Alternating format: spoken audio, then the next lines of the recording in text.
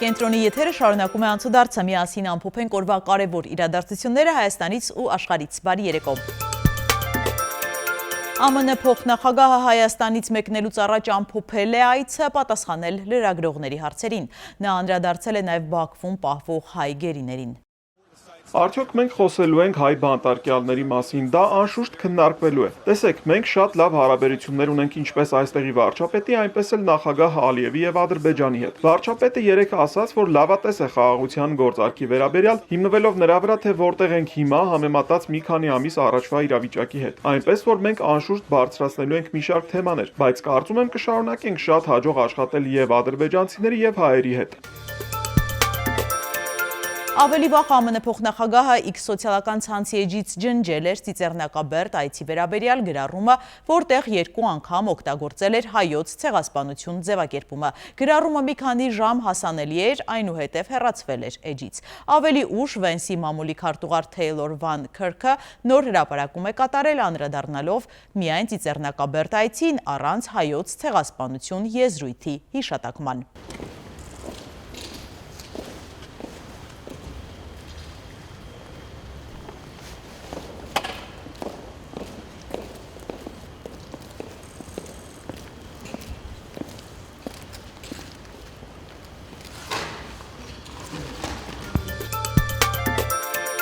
Վենսի ինքնաթիռի վայրեջքի ժամանակ թեքահարթակի մոտ փռված հայկական գորգը ապշեցրել է The Guardian-ի լրագրողին։ Առանձին նշեմ, կարող եք ուշադրություն դարձնել այս ցնցող գորգին, որը փռել էին ԱՄՆ փոխնախագահի համար Երևանի օդանավակայան ժամանելուն պես։ Ցավոք ես չգիտեմ դրա ամբողջ պատմությունը, խնդրում եմ կիսվել, եթե գիտեք, բայց պարզապես նայեք այս գեղեցկությանը, գրել է լրագրողը։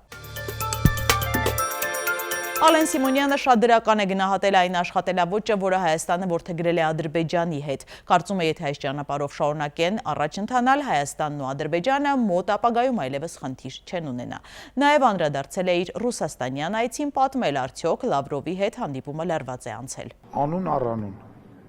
Անուն առանուն, ես ինչ որ ասել եմ ձեզ ստեղ, ես ասել եմ այնտեղ։ Ոչ մի, իսկ այլ ավարտեմ, ոչ մի բան, որ ես ձեզ ստեղ կամ ձեր տաղավարներում ասել եմ, ես այնտեղ հնես չի եղել, որ չեմ ասել։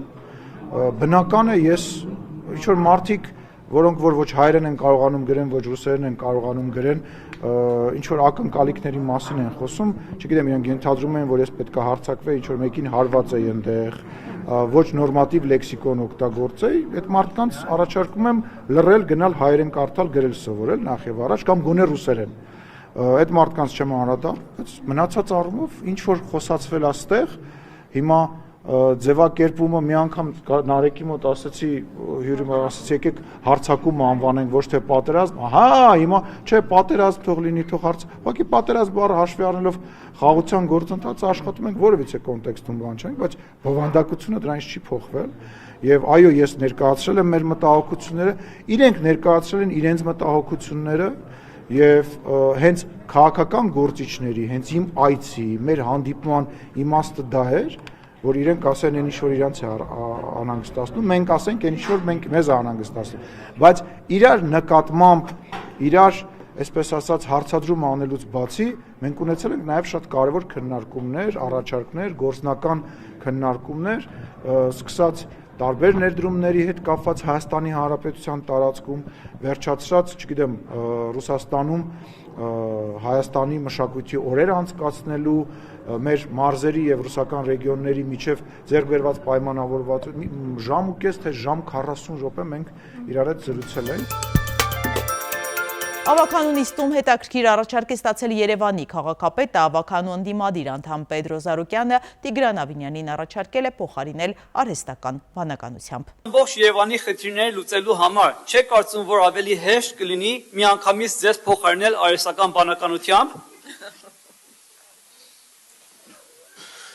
Ձեզ, որ արհեստական բանականությամբ փոխարինենք, միանշանակ ավելի մեծ արդյունքներ կունենանք, պարոն Զարուկյան։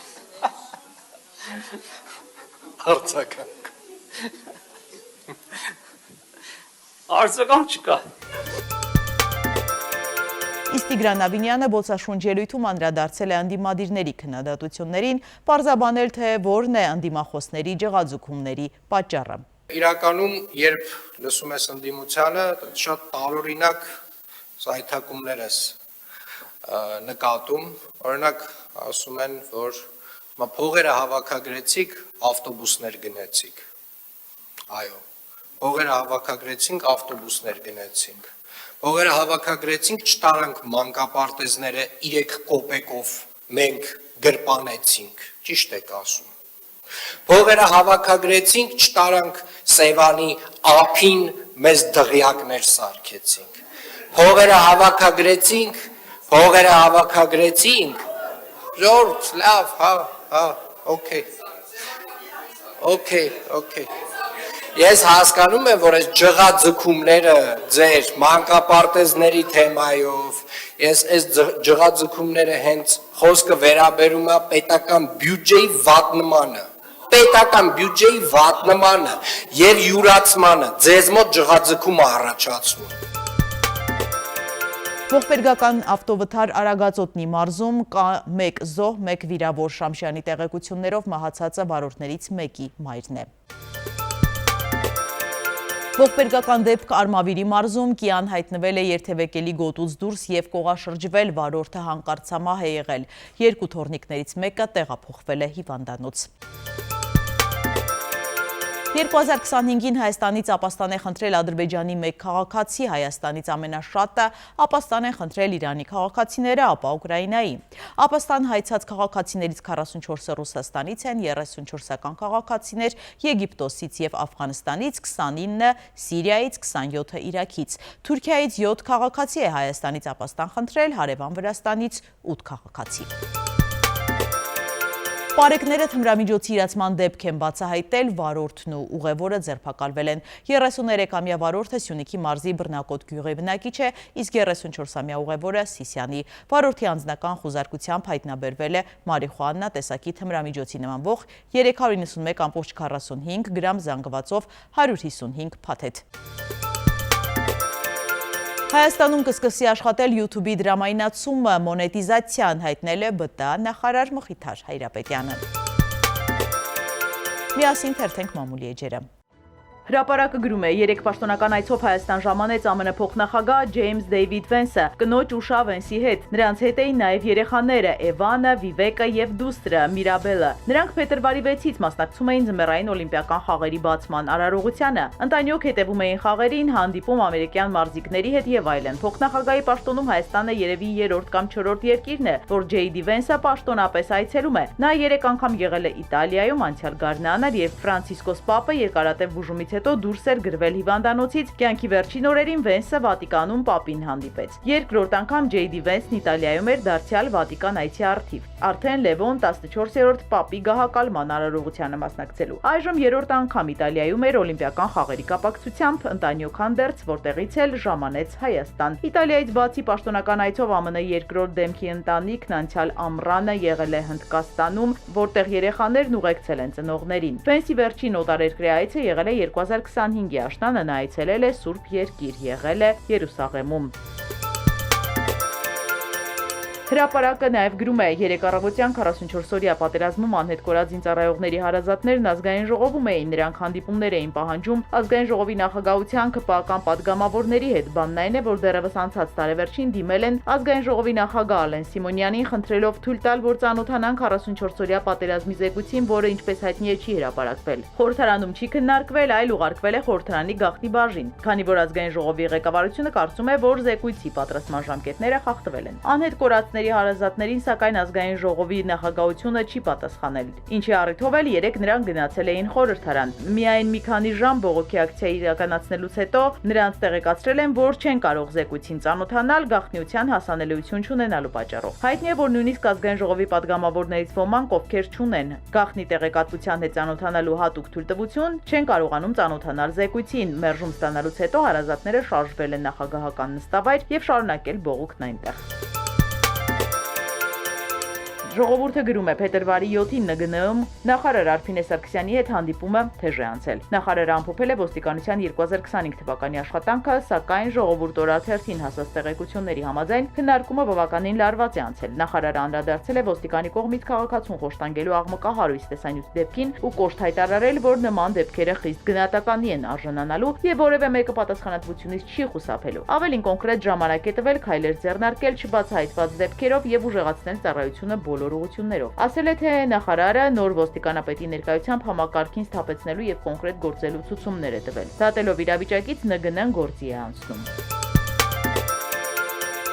Ժողովուրդը գրում է Նիկոլ Փաշինյանի խորհրդական Վահրամ Դումանյանը եւս ընդգրկվել է 2026 թվականի ՔՊ նախընտրական ցուցակում։ Մենք տեղեկացանք, որ Դումանյանը լինելով անկուսակցական ցուցակում ներառվելու երաշխիքը ստացել է հենց Նիկոլ Փաշինյանից ՔՊ վարչությունում։ Այնուհետև Դումանյանը ＫՊ վարչության փակնիստում արդեն վարչության հավանությանն է արժանացել եւ ընդգրկվել է ՔՊ նախընտրական ցուցակում։ Հիմա արդեն փետրվարի 12-ին ՔՊ պատվիրակները պետք է ընտրեն 280 հոգանոց ցուցակից 50 հոգու։ Ժողովուրդ օրաթերթը Վահրամ Դումանյանից հարցրել է, թե ոչ կուսակցական լինելով ինչ հույսեր ունի, որ պատվիրակները նրան կընտրեն ԿՊ վերջնական ցուցակում։ Ես իմ պատրաստակամությունն եմ հայտնել իմ անցած ճանապարհով, իմ փորձով, իմ գիտելիքներով ծառայել եմ մեր երկրին համապատասխան ոլորտում, հայտարարեց մեր զրուցակիցը։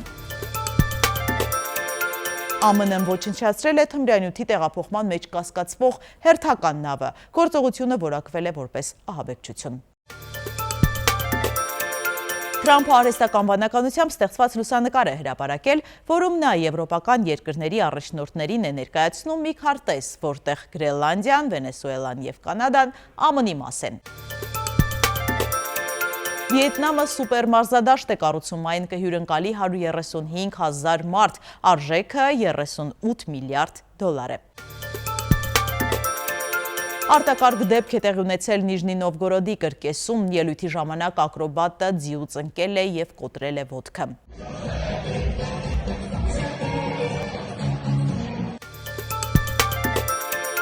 Մոսկվայի Տրիումֆ պալաս երկնաքերում խողովակ է պայթել, վերելակները լցվել են եռման ջրով։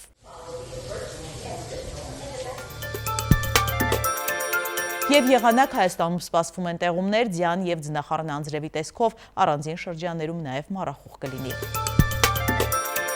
Հետևեք անցուդարձին ամեն երեկո, կհանդիպենք վաղը նույն ժամին։